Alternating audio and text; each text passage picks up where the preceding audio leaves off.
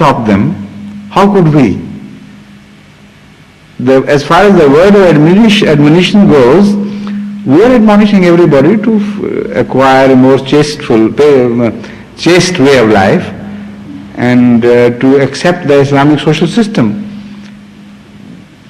But this is way off from the present, a long, long way off. So it cannot provide an immediate remedy to the problem, so we are helpless. Only it is helping us instead of we helping you.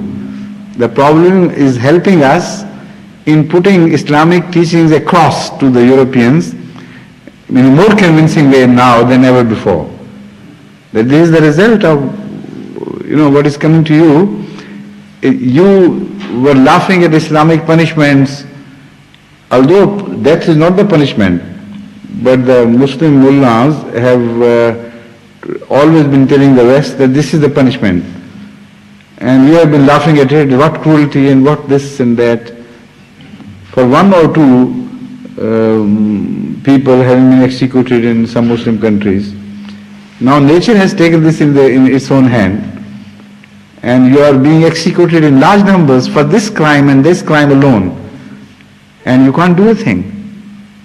So nature has been gradually moving forward to take her own steps of enforcing a way of life when people don't listen to reason or to persuasion. And in the history of venereal diseases, it is so obvious, so positively, glaringly obvious that the nature is moving graver and graver steps towards punishment. And this punishment is only related to this act because it is very vital, according to religions, that purity of blood is maintained, and the responsibilities are distributed according to a system, and a system which should not be short-circuited. A man is responsible for his offsprings, so is a mother. But in case of illegitimate births, no one is. Sometimes it so happens in cases of adultery that a person is looking after somebody else's children. And in some sort of societies it happens very often. And sometimes it so happens that nobody knows whose child it is, and only the female partner suffers, or the society suffers entirely as such, and the government has to look after the children. So in that case, the responsibility is thrown to the whole of the society, and as such, in totality, it is sharing a responsibility which did not belong to it originally. So this lack of behavior is also creating greater and greater divergence from religious thought and responsible thought as such. More and more magnetic forces are released to attract people's attention to sex and sex alone, with the result that cheap, superficial, artificial pleasures become a way of life. And the only goal left for the society is to run after these pleasures. The whole social pattern is then designed and built around this one central fundamental idea to that society. So look at the expenditure pattern in America and European countries, in America in particular. You'll be surprised that the major part of their income is spent in this direction, not in maintaining life, not in giving such amenities of life as make the life just comfortable. They add discomfort for the sake of pleasure rather than add comfort to the way of life. And that is always motivated and oriented in this direction, motivated by this source and oriented in this direction. So when havoc is being played to the systems and nobody listens to religion, to a word of admonition, what can a community like us do to alleviate things?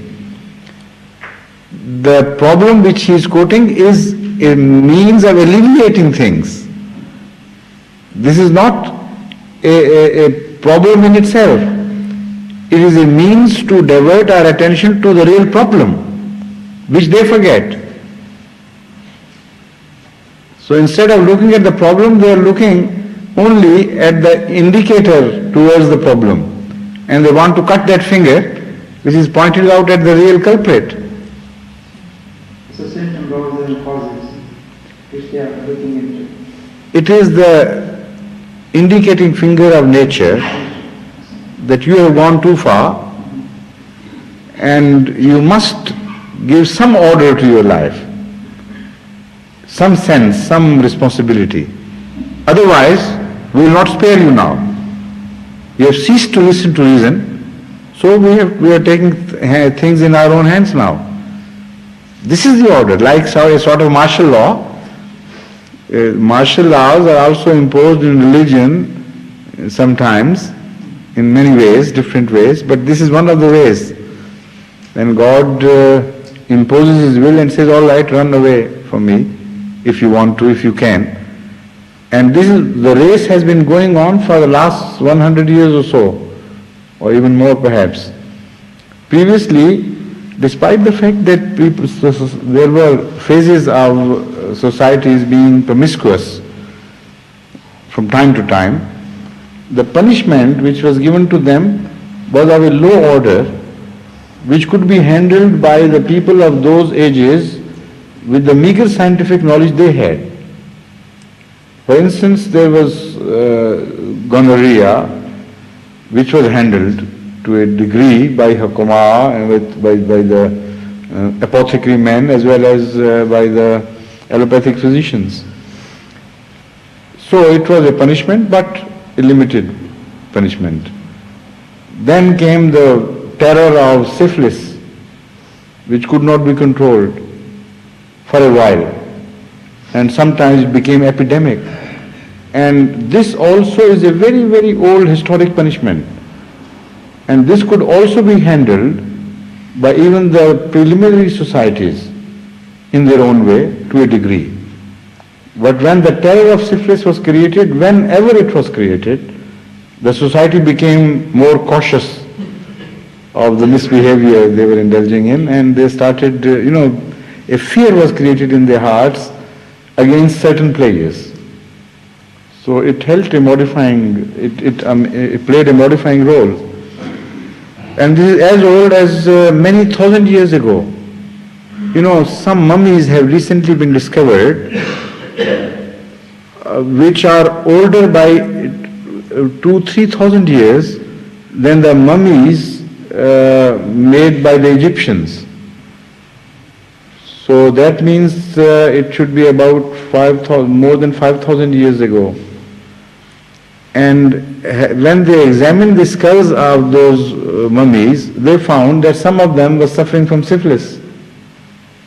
Because the syphilis leaves its mark on cartilaginous bones as well as the enamel of the bones. Its ulcers are penetrating to a degree that they have their roots thrown into the bones. So this is why this is established beyond doubt that even those societies were suffering from syphilis. But it remained between gonorrhea and syphilis. Then came the modern age, when these diseases were completely brought under control by the modern methods. Syphilis and gonorrhea were no longer problems for the medical men. So they said, now let's go free, there's no problem. Then came this disease which is, this nervous, on the lines of the nerves there are boils, what do you call that? Shingles, yes.